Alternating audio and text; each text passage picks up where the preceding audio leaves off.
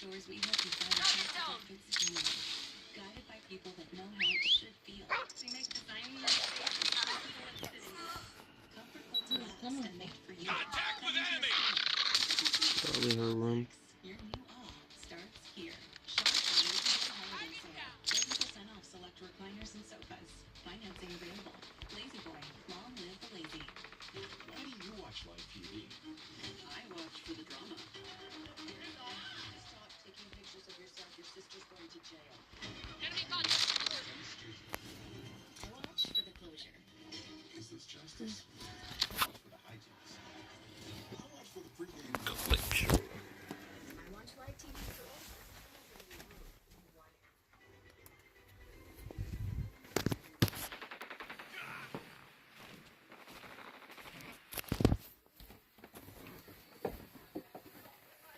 You spraying stuff?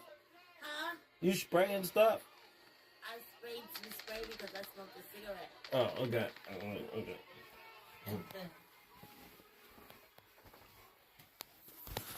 It's too close. Fight harder. We've taken the lead. Enemy UAV spotted.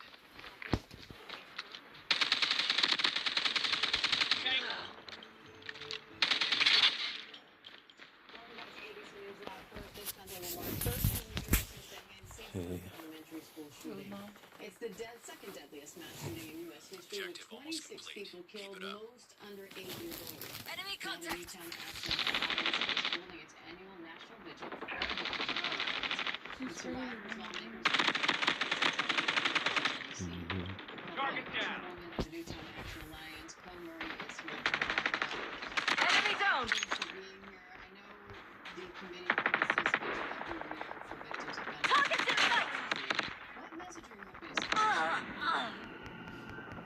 Thank you for having me on today.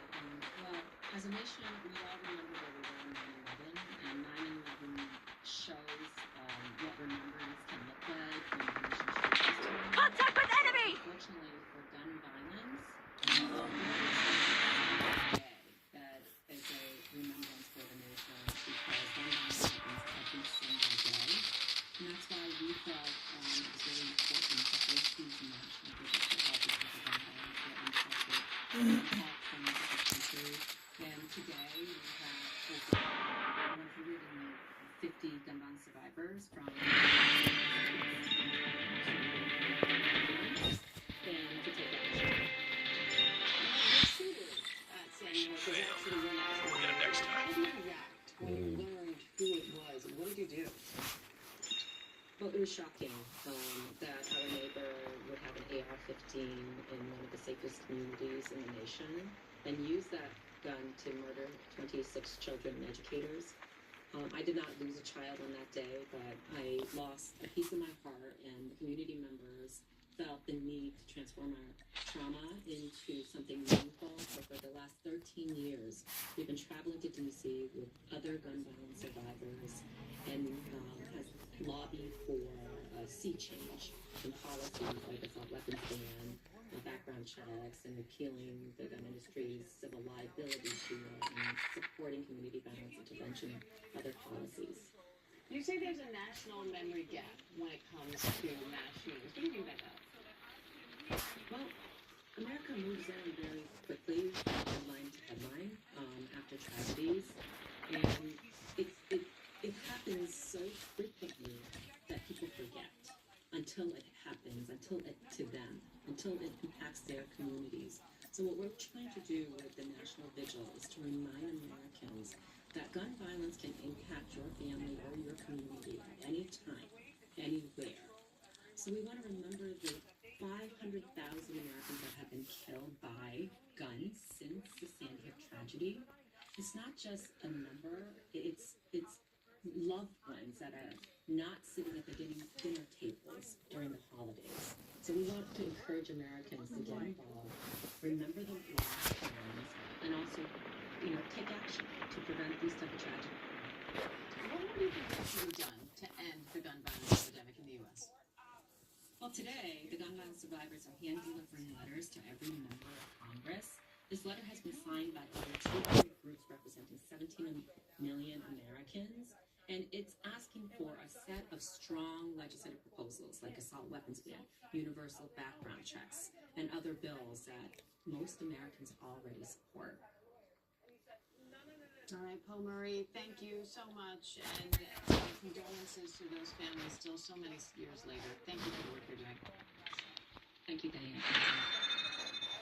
And thank you for watching. I'm Diane. The State of the News never stops, and neither do we. We have a lot more to show. Break. Stay with us. Heard what she said, right? The news never stops, and neither do we. They be up all night reporting. Anything for you, bud. It feels good to be heard. It feels good to Geico. Watch free national and local news on Prime Video. The newsmakers right here facing all the tough questions. We've got you covered every step of the way. We are living in an extraordinary period.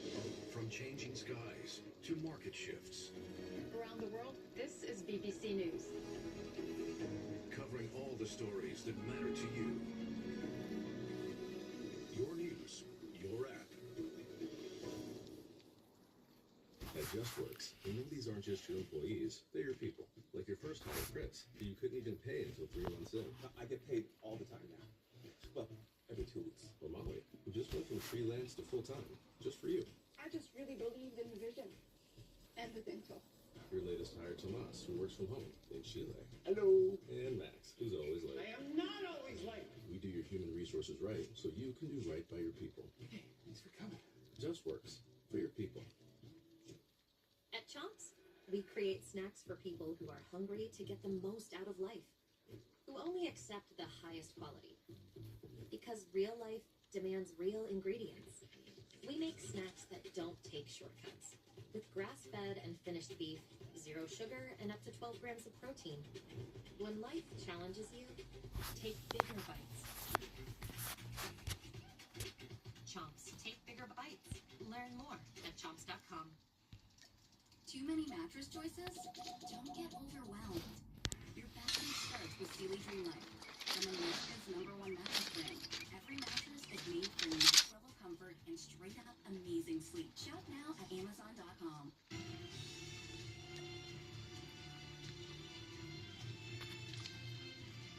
President Trump is defending his economic policies and blaming former President Biden for high prices. Trump blamed the Biden administration for the high cost of groceries, gas, and inflation, and claimed his administration has brought those prices down. But that's our message. They gave you high prices. They gave you the highest inflation in history, and we're bringing those prices down rapidly. Lower prices, bigger paychecks. You're getting lower prices, bigger paychecks. You're getting Good luck. and you're getting much higher wages. And the president says he has no higher priority than making America affordable, but he also dismissed concerns about affordability, calling it a Democratic hoax. And they say, oh, he doesn't do those prices high. Prices come down rapidly. But they have a new word. They always have a hoax. The new word is affordability. ABC's political director Avery Harper and business reporter Alexis Christophers are here for more on that. How do you vote? Alexis, the price of groceries is actually up from a year ago. So what's driving that increase, and how much of that can be blamed on President Trump's policies or President Biden's policies? Well, Diana, I think it's I important to guess take a they step back follow and look that. at the overall economy. I mean, it's in pretty good shape. We are seeing the economy Washington continuing to twice. grow. Consumer spending Well, there are going to be is hard up. games. We've been reporting on it now for months. The job market is starting to soften. Consumer behavior is changing in terms of what we're spending our money on, what we're pulling back on. Things like home renovations and buying big ticket items and travel. People are doing less of that because of the high prices. And the reality is the overall inflation rate has gone up since President Trump took office in January, now sitting at 3%. That's the last number we saw for September. Remember, the government shutdown means that we don't have the most recent economic data that's sort of trickling in. But we are paying more for groceries. Tulo was brought in to fucking destroy us, you heard? I don't know where the fuck he came from.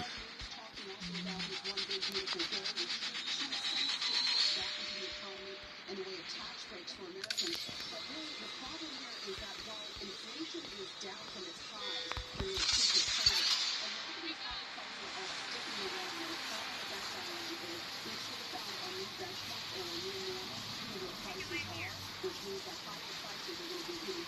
for President Trump to get there.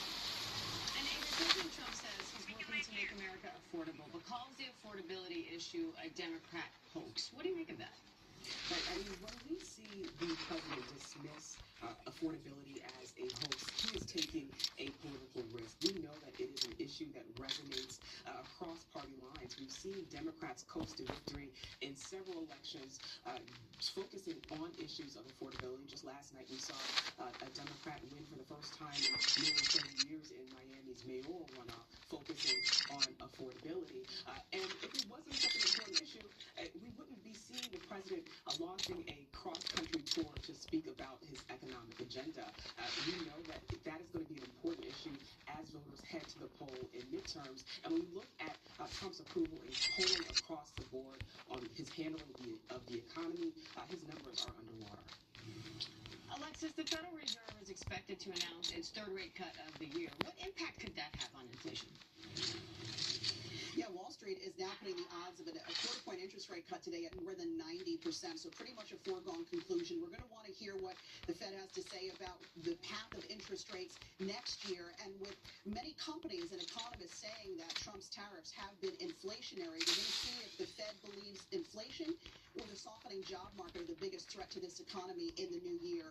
This quarter-point cut in rates today should help things a little bit. Americans won't feel it too much in the pocketbook. They are going to bring down credit card rates just by a smidgen.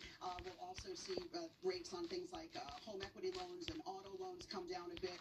They won't be directly tied to mortgage rates. That's tied to what's called the 10-year Treasury in the bond market. But certainly it would send messaging that the Fed is trying to help consumers in the way of stimulating a little more spending. The problem here is that we can't bank on more interest rate cuts in the future because inflation continues to be a problem for Americans. Avery, the White House Chief of Staff says Trump is going to be campaigning for Republican candidates in the midterms like it's 2024 again. What are you watching for on that front, and what do you think that means? Right, I'm looking to see which candidates welcome the help of President Trump on the campaign trail next year. Midterms are broadly considered a referendum on the White House, and like I mentioned, Trump's approval is really low, and he easily gets off message. I mean, you can look at his remarks yesterday on immigration and what was supposed to be an economic speech as just one example of that. And so when you look at some of these competitive races in battleground states, it's possible that his presence could be a boon to Democrats to getting voters out to vote for Democrats at the polls. All right, Avery Harper, Alexis Christoforous, thank you both. And let's bring in Executive Director of the Port of Los Angeles, Gene Sarafico. They don't like him right now in the polls. Trade. Gene, you called this year. They're trying to put his son in there. And what do you think we can expect over the holidays in terms of getting gifts in time and stuff like that? Well, good morning, Diane. It's been a roller coaster because of all these trade policies and tariffs. When the tariffs and hard policy came out, importers just slammed on the brakes and stopped shipping. And then when those policies were loosened and deadlines and negotiations extended, importers saw a window and they really pumped the volume through. We'll wind up with our third busiest year ever, which means there'll be stock on the shelves and online buying platforms for American consumers. And the National Retail Federation says this year's holiday season may cross $1 trillion in sales. All right, so we're going to be okay in terms of getting the gifts in time, provided. No backups at the ports, cargo's moving out swiftly. The retailers and factories alike tell me that the goods are in market. Now, you traveled to China twice in the last few weeks. What are businesses there telling you about doing business in and with the U.S. right now? I get a lot of tough questions. Do these relationships still hold up? Do you want to do business with us? Having lived there as well, my relationships run deep for many years. All they want to know is, what are the ground rules so we can get back to work? Many companies are just trying to understand what these policies mean, doing simulations and guesswork. It's time to get back to the business. And you say that changes in tariff policies are affecting volume of trade. Are you seeing an impact from the pending Supreme Court case on tariffs? We're all watching that very closely, and I think we'd like to see a conclusion because, once again, that's just another area that folks are wringing their hands about to try to understand how their businesses will move forward. But what we are seeing is the American farmer has been hurt in all of this. Sales are down across the country from ranchers, farmers, and growers, and we really need to get that sector of our business propped back up very quickly. The tariffs are part of a push to bring manufacturing back to the U.S. The president, has said in the past it might be some short-term pain, but in the long term, this will pay off. What's your response to that? I think it's going to be quite difficult. There needs to be a sector-specific review of what this really looks like for manufacturing, the talent base, and the geography. Here's my point. We have over 400,000 manufacturing jobs open in the country today. How are we going to get the right people in the proper jobs with good training to handle these types of moves? I think it's a long time to come. Affordability is expected to be a huge issue heading into the midterms as these tariff policies Airdrop take hold. incoming. How do you think that will affect your business at the port, and how do you think it will affect American consumers? Now, it's on the front of everyone's mind. Families are watching their budgets. We're trying to do our part by keeping the goods flowing quickly and getting to market. But realistically, from Airdrop has to been coffee and delivered. bananas and even furniture, prices are up double digits. The American family sees this. All right, Gene Sirocco, Executive Director Airdrop of the has Port of been Los Angeles. We appreciate your time today, sir. Thank you. And Republican lawmakers are unveiling a health care plan to counter the one proposed by Democrats. The Republican plan is being presented ahead of a fast-approaching deadline to extend Affordable Care Act tax credits. Now, 20 million Americans will have their insurance premiums skyrocket by the new year if those subsidies are extended. ABC's Christian Cordero has more on that. Hi, Christian. So the major sticking point for Democrats here during the 43-day government shutdown longest in history was these healthcare subsidies. So Your teammate has been killed. Get the dog tags and help them return to the battle. Compared to the one proposed by Democrats. Yeah, well, hey there, Diane. So Democrats are giving the same pitch, essentially, that they have for several months now, which is to extend these healthcare subsidies that are today. And when they do, they're expected to send health insurance premiums skyrocketing. We've spoken with some Americans who expect their premiums to double or triple even next year. But as you can see right there, Republicans for months have been struggling critical of the Obamacare tax credits. So their proposal would do away with them and instead take the extra money from those tax credits,